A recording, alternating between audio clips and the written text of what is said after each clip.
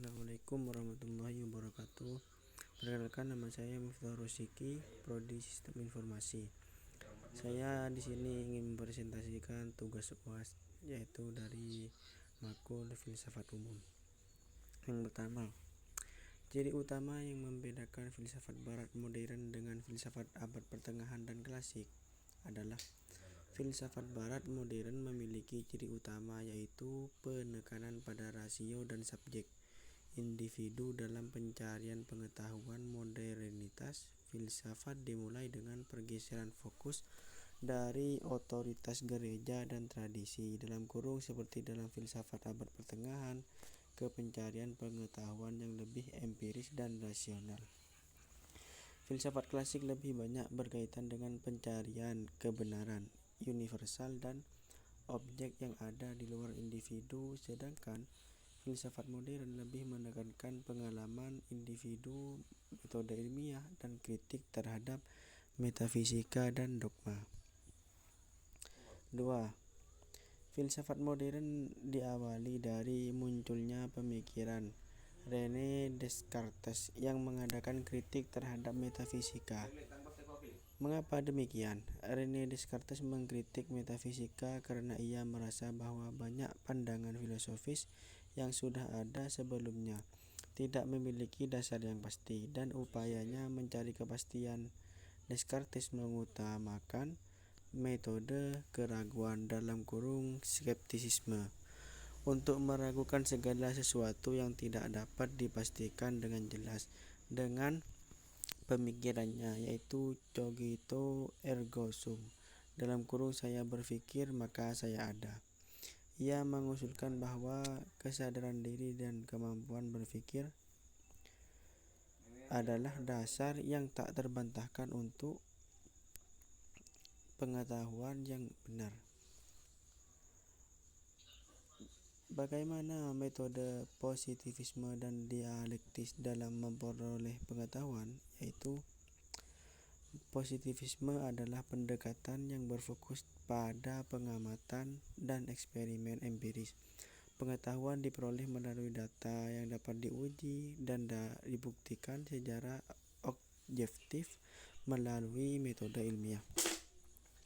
Metode dialektis adalah proses pemahaman melalui dialog dan pertentangan ide. Dalam filosofi Hegelian, pengetahuan berkembang melalui kontradiksi antara tesis dan antitesis yang menghasilkan sintesis. Ini adalah cara untuk memahami perkembangan sejarah dan ide-ide. Dalam rangka mengukur suatu kebenaran dikenal 3 teori, yaitu korespondensi, koherensi, pragmatisme. Jelaskan apa yang dimaksud.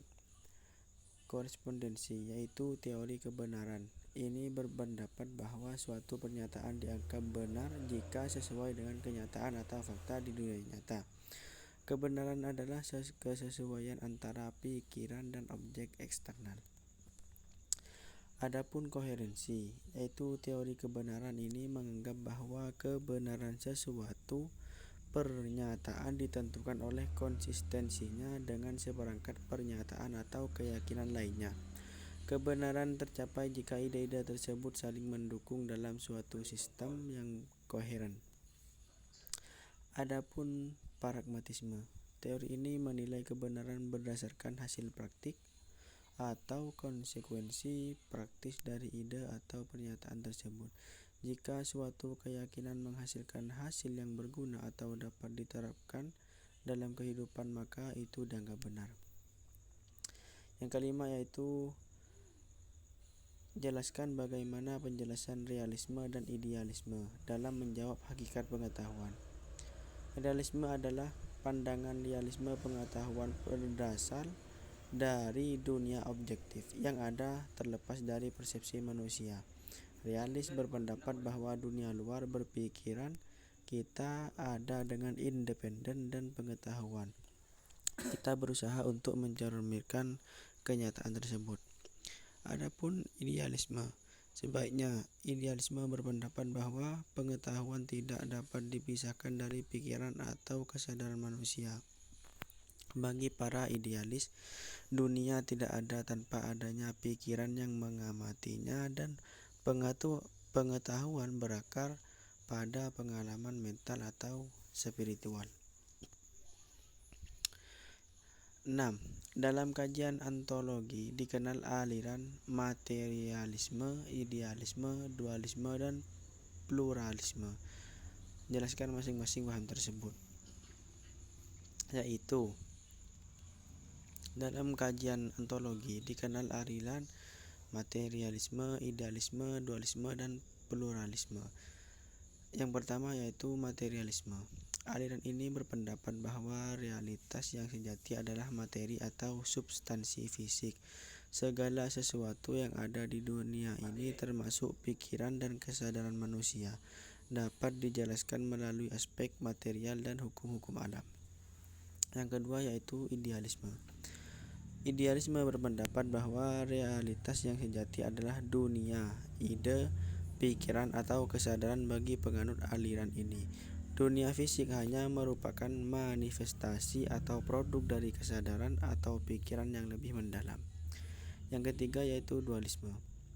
Dualisme menganggap bahwa realitas terdiri dari dua substansi yang berbeda. Satu, materi dan jiwa atau pikiran.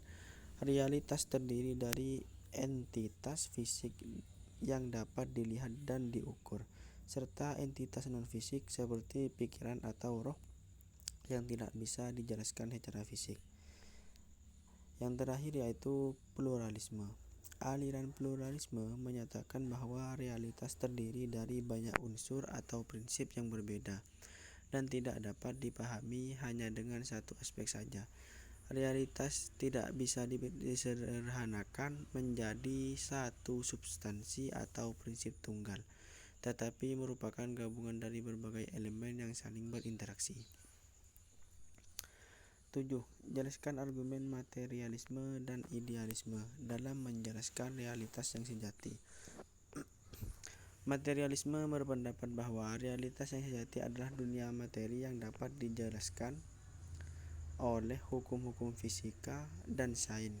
Segala sesuatu yang ada termasuk pemikiran dan perasaan manusia pada akhirnya berasal dari proses fisik atau material. Oleh karena itu, pemahaman tentang dunia ini harus didasarkan pada observasi empiris dan eksperimen ilmiah. Yang kedua, idealisme berargumen bahwa realitas yang sejati adalah dunia, ide atau kesadaran. Bagi para penganut idealisme, apa yang kita sebut sebagai dunia material hanyalah fenomena yang muncul dalam kesadaran kita. Realitas lebih mendalam dan sejati ada dalam bentuk pikiran atau ide yang tidak bisa sepenuhnya dijelaskan oleh dunia fisik. 8. Jelaskan alasan empirisme menyatakan bahwa sumber pengetahuan yang bisa dipercaya adalah indera, bukan akal, dan bagaimana kedudukan akal menurut empirisme. Yaitu empirisme berpendapat bahwa pengetahuan yang dapat dipercaya harus didasarkan pada pengalaman inderawi karena indera adalah saluran yang langsung menghubungkan kita dengan dunia luar.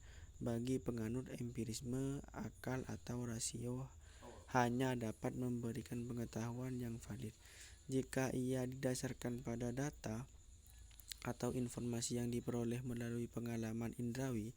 Oleh karena itu, akal dianggap lebih sebagai alat untuk mengorganisir dan menginterpretasi data yang sudah ada, bukan sebagai sumber utama pengetahuan. 9. Jelaskan apa saja kelemahan indera dan akal dalam memberi pengetahuan.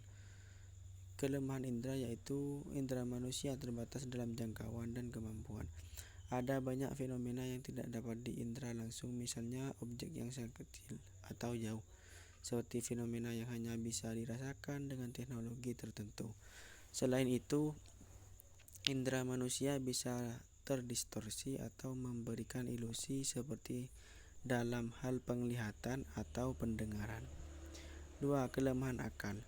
Akal manusia juga terbatas dalam memahami segala sesuatu dengan sempurna.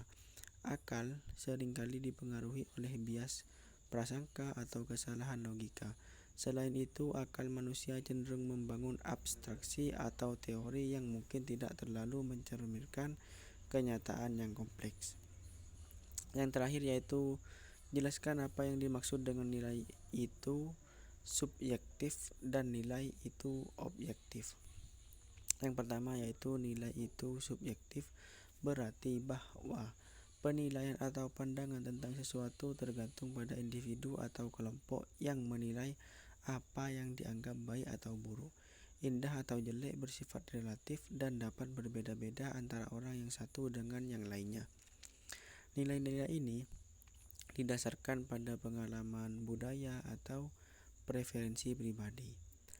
Yang kedua, nilai itu objektif, berarti bahwa nilai-nilai tersebut bersifat universal dan tidak tergantung pada individu atau kelompok.